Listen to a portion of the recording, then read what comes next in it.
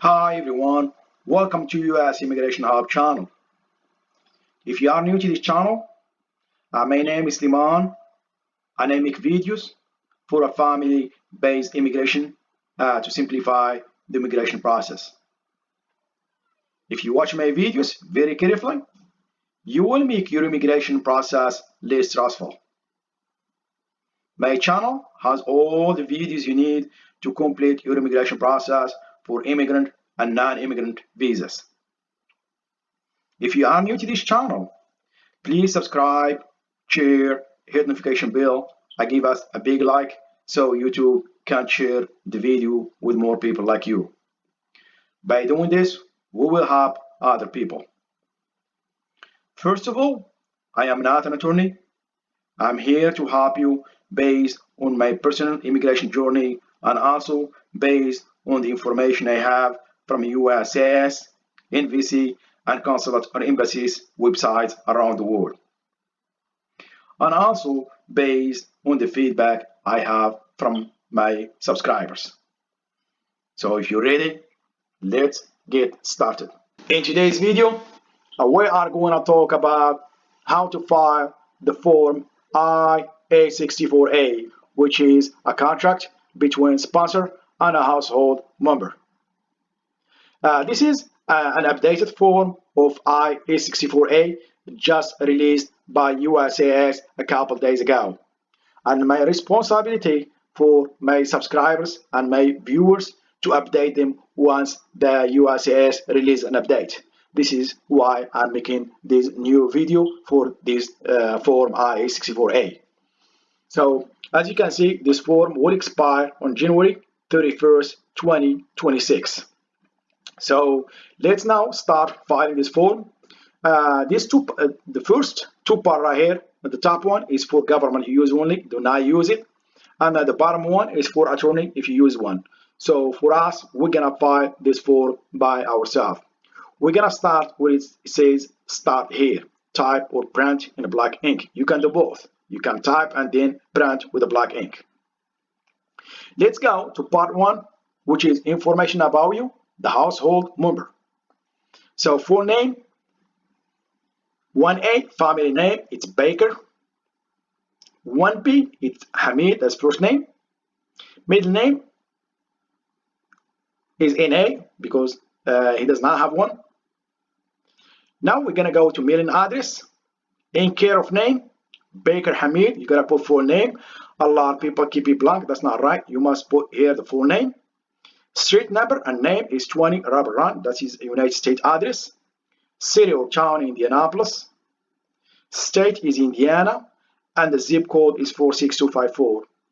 Here, once you select a state right here, under the country, USA will be populated automatically right here once you select state. Now let's go to number 3. Is your current mailing address the same as your physical address? In many cases, yes. If you selected no, you must enter it in number 3, provide your physical address, which is this one right here. But if you selected yes, then I'm gonna let you do anything right here. It will be grayed out. Now let's go to other information. We start talking about the household member. You're gonna give date of birth, month, day, and year. Do not use international format, which is day, month, and year. A lot of people make a mistake right here. So 01/01/1980. Place of birth, city or town is Kenifra, state or province is Kenifra, country is Morocco. If you are a US citizen by choice, you're still gonna give the information from your foreign country. But if you are a US citizen by birth, you must enter the information here according to where you're born in the United States. US Social Security number, this is a fake one, just you must have one. And USCIS online account, you will have one if you filed a petition before. I'm gonna show it to you right here. This is my case where I filed a petition I-130 online, and I'm sorry, by paper, but USCIS processed my case online, and they send me USCIS online account number. This is right here. You have to create it though, because they're gonna give you this notice, and they give you online access to create it. So if you have one, You can enter right here. As you can see, I entered just 222 for learning purposes. Let's go now to part 2. The household members relationship to the sponsor. The one that applied for me is 1C. I am not the intended immigrant. I am the sponsor's household member. I am related to the sponsor as his or her, in my case, his brother.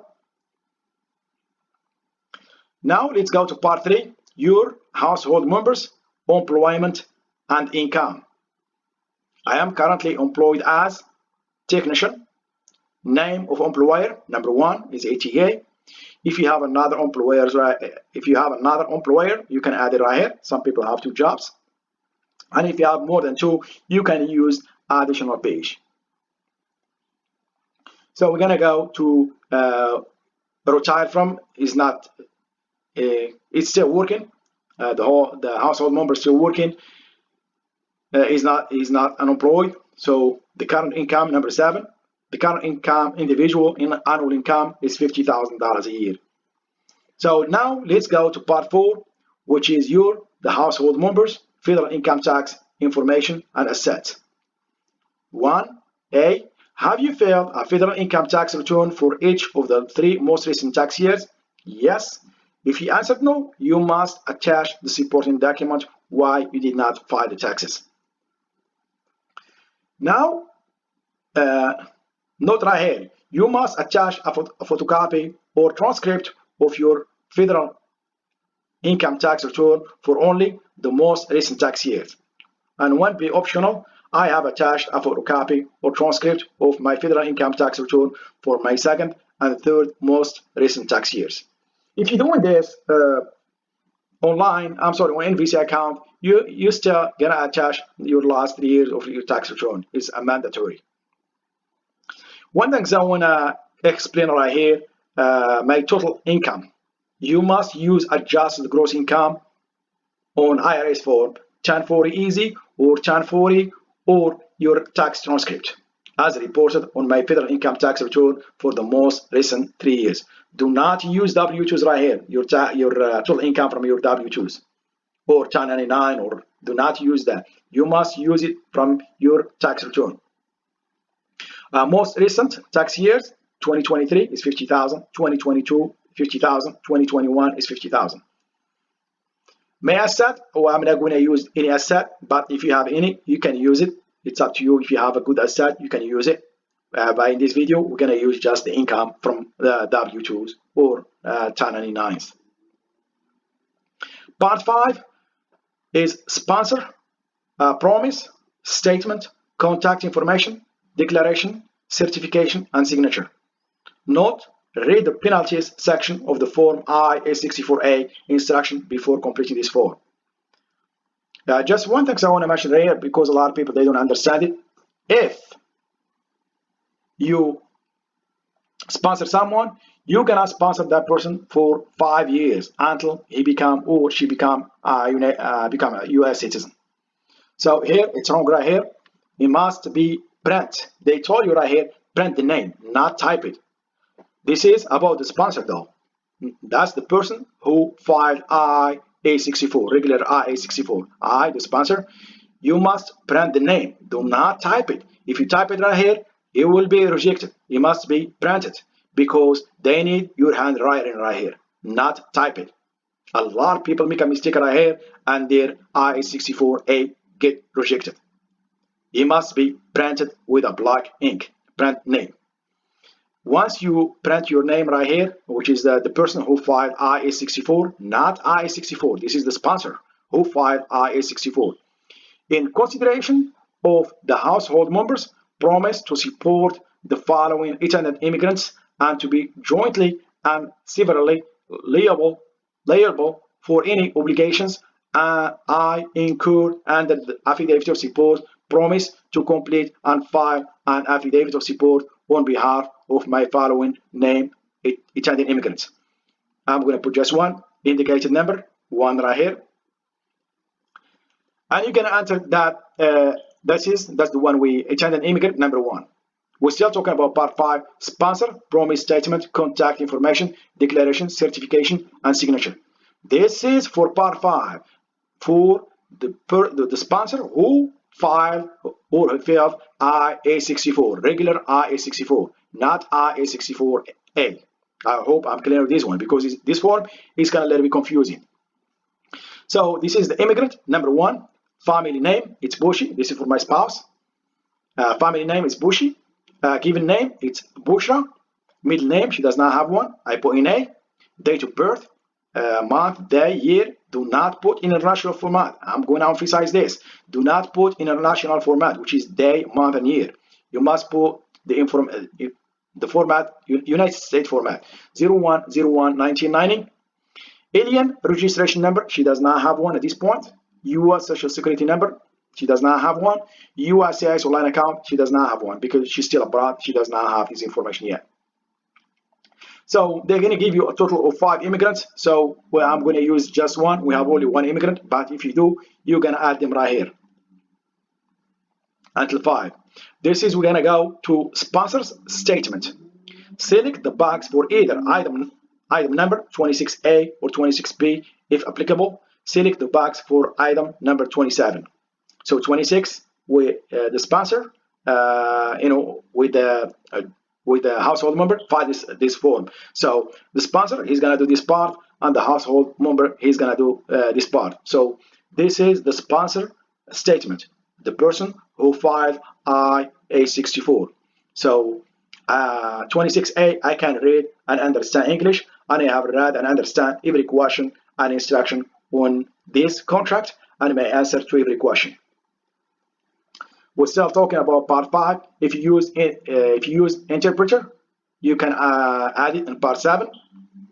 If you use prepare, you can file part 8. So the sponsor did not use interpreter and did not use prepare. So sponsor contact information. We only used a mobile telephone number. We did not use any daytime telephone number. So 317-111-222. And sponsor email address is sb@gmail.com. USCIS or NVC, they communicate a lot with email. And sometimes they do with mail as well. Now we're going to go to sponsors, declaration, and certification. As I mentioned before, if you sponsor someone, you're going to sponsor that person until he becomes a US citizen. So, if that person, takes some kind of help from government, you will be subject to support that person. So, sponsor signature. This is the person who filed I-864. I'm going to keep repeating this again because Allah is confusing. So, that's the signature. It must be print, not initials. Do not initial it or put your full name right here. You must put your signature. You must sign it with a black ink right here once you print it with a black ink. Do not put your full name or initial it. And of course, you need a date of signature right here. So we're going to go back to the top right here. Now, part 6 is about a household member. It's going to be a promise statement. It's going to be a contact information and also declaration, certification, and signature. Also, they have the same obligation as the sponsor. So, because you are filing I-64A as well. The household member, you must print the name. Do not type it right here. Do not type it like this. Baker, like this. No, don't do that. You must, once you print it, you're going to put your full name right here. The household member, which is, in this case, Baker Hamid, right here. And then you're going to support the same immigrant number 1. That's the one I showed you right here. Immigrant number 1. Same as the sponsor. Basically, this is a contract between the person who filed I-864 and the household member who filed I-64A to support this immigrant number 1. So once now you print your name right here, because do you know why they need this? Just your handwriting. That's what they need from you. I'm not going to go this sponsor promise statement, contact information, declaration, certification, signature. It is very important. You must read them. It is very, very important. I'm going to give you that's the first one. Promise to provide any and all of financial support necessary to assist the sponsor in maintaining the sponsored immigrants at or above the minimum income provided for in the Immigration and Naturalization Act. So just read there, and you have to be 125% of the federal poverty guidelines during the period in which the affidavit of support is enforceable. Means it's 5 years, enforceable within 5 years until become U.S. citizen. I already talked about the sponsor signature. Now we're gonna go with part 6. We're still talking about part 6. So household member, promise, statement, contact information, declaration, certification, and signature. So you gotta read this. It is very, very important. I know it. So I'm not gonna the one thing I'm gonna repeat right here. If you file this form, you must sponsor that person until he becomes a U.S. citizen. So this is the household member statement. If you did this by yourself, I can read and understand English and have read and understand every question and instruction in this contract and myself to every question. You select that one. If you use a prepare, you must use part 7. If you use if you use interpreter, you must use part 7. If you use a prepare, you must use part 8. File part 8 or use part 8. This is the household contact information. Just we use a cell phone 317-33-444, and then use email address. As I mentioned, USCIS and NVC communicate mainly with email or mail. Let's go to the top right here, which is declaration, the household member declaration and certification. Read this, it is very important, just about some laws. So your household signature. This is very, very important and tricky. Why? Because a lot of people, they forgot, they put right here printed name, they type the name right here. They do not ask you to print it. They do not ask you to type it. They ask you to print the name. You will do this once you print this form. Once you print this form, you will put your full name right here. 6A, your full name, and then 6B, you're gonna put your signature right here, and then you put the date of signature. If you type it right here, it will be rejected.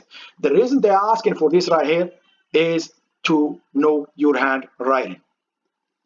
Part 7 now, we go to interpreters, contact information, certification, and signature. We did not use interpreter, and we did not use prepare. But in case if you use one, I want to give you some important information. For signature is the same thing. It must be signed once you print it, and it must be signed, not initially or put your full name. And the same things apply for the prepare. This is a prepare right here, signature. It must be signed with a black ink and dated. Do not put full name or initially. So this is now we go to part 9, which is additional information. I already have a video on this one. I'm not going to do anything right here, but if you want to watch it, I have it on my channel. I have a full video just for part 9, additional information. So as I said in this video, that I am I always update any form that USCIS updated. So to keep my subscribers and my viewers updated once USCIS update the form. So this is the end of this video. I hope you like it. If you do, please subscribe, share, hit notification bell. Thank you, and see you in next video.